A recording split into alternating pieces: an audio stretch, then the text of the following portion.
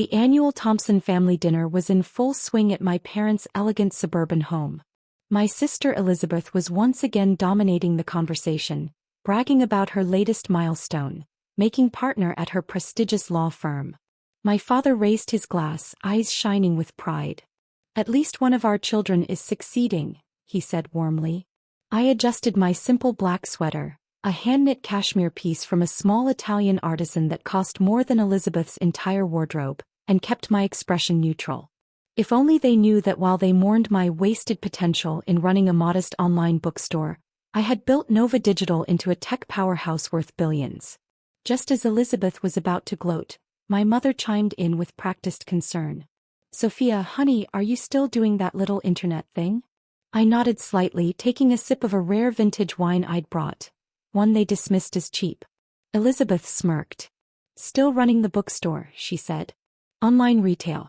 Or as I like to call it, a glorified Amazon clone." If only she knew that my so-called Amazon clone had pioneered AI-driven retail technology with patents valued at hundreds of millions. While she boasted about her six-figure salary, I was closing deals worth more than her firm's entire annual revenue. My father leaned in.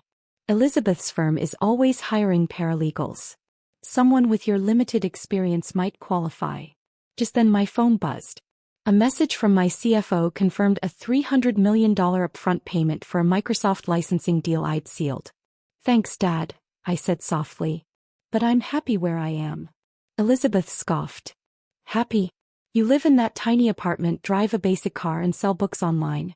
Meanwhile, I just bought a vacation home in the Hamptons."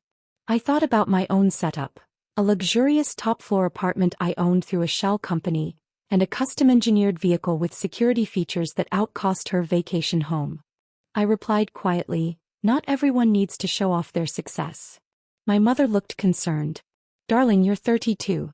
When are you going to do something meaningful with your life?" I checked my phone again. Another message.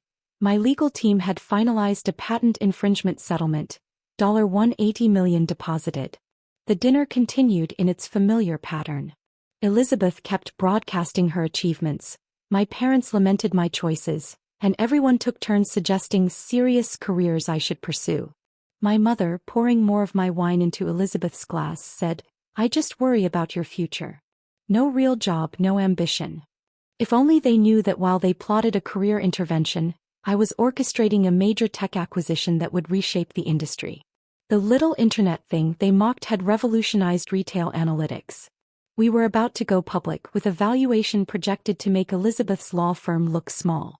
Elizabeth proudly announced, I was featured on the front page of Rising Legal Stars magazine, talking about my journey. My father nodded approvingly. "You always knew how to make something of yourself," he said, turning to me with a hint of disappointment. "Unlike some people who settle for mediocrity."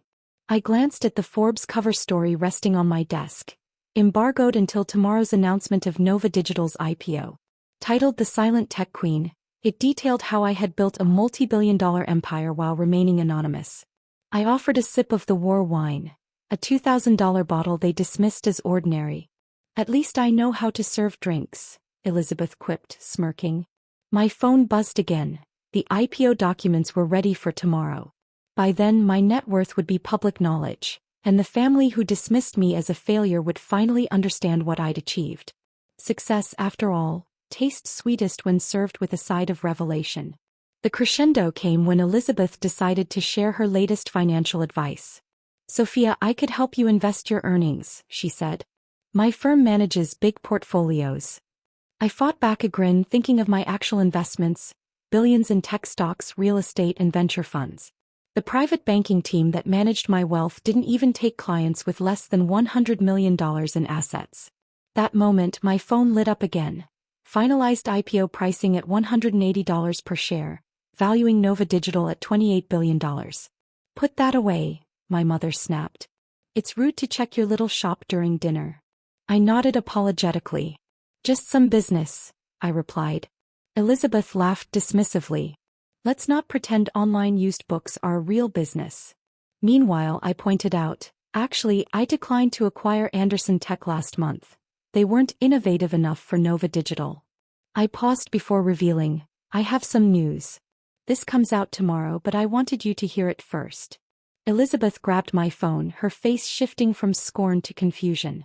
The silent tech queen, how Sophia Thompson built a multi-billion-dollar empire, the headline read. I explained calmly, the bookstore was just the public face. Nova Digital has revolutionized retail analytics. We're going public tomorrow. Their jaws dropped. I pulled up my banking app, showing them the balance, $47 million in just my checking account. Your apartment, your car, Elizabeth stammered. The apartment's owned by me, I interrupted, and the car is custom-made with security features that cost more than your mortgage. I sipped the wine they'd dismissed as cheap. By the way, this bottle costs more than your monthly mortgage payment. The family sat in stunned silence, the truth finally laid bare. Success served cold and clear, along with a generous pour of revelation.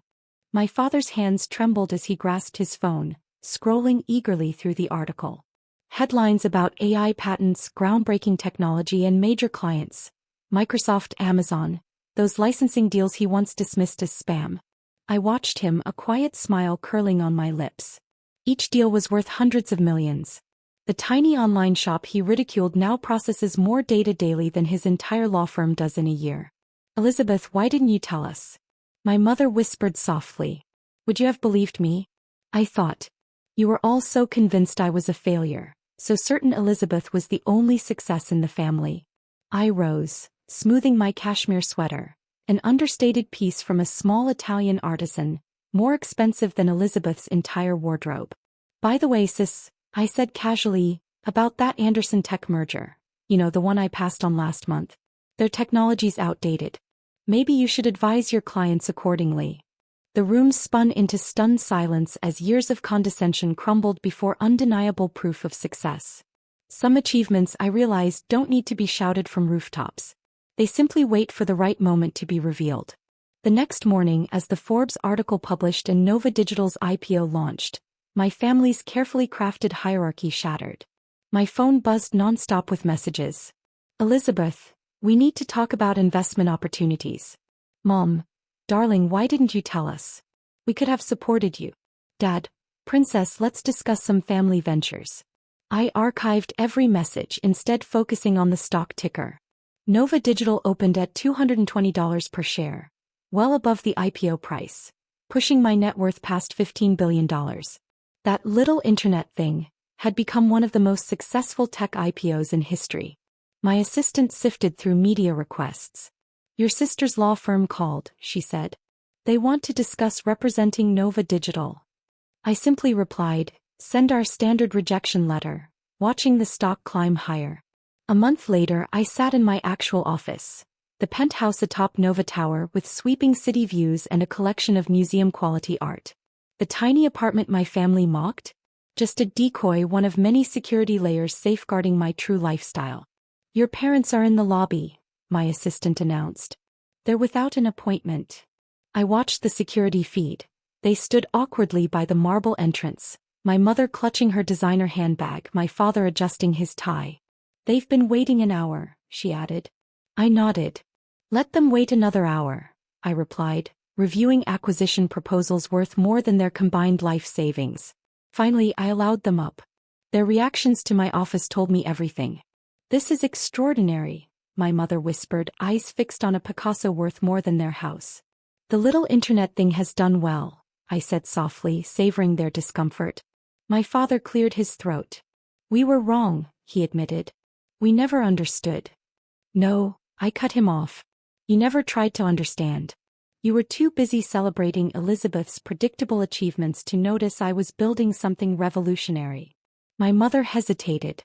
Elizabeth's having trouble with clients after the Anderson Tech situation, she said cautiously. You mean after I publicly declined to buy them, causing their stock to plummet 40%, I said with a grin. Funny how that works. My father looked at me. Maybe we should discuss some family investment opportunities, he suggested. Like the ones you once offered when you thought I was a failure. I pressed a button. Screens descended from the ceiling, displaying Nova Digital's current market cap, patent portfolio, and global reach. I don't need family investments, I said. I need people who believed in me before the bank accounts. Over the following months, everything changed. Elizabeth's law firm lost major clients who preferred to work directly with Nova Digital.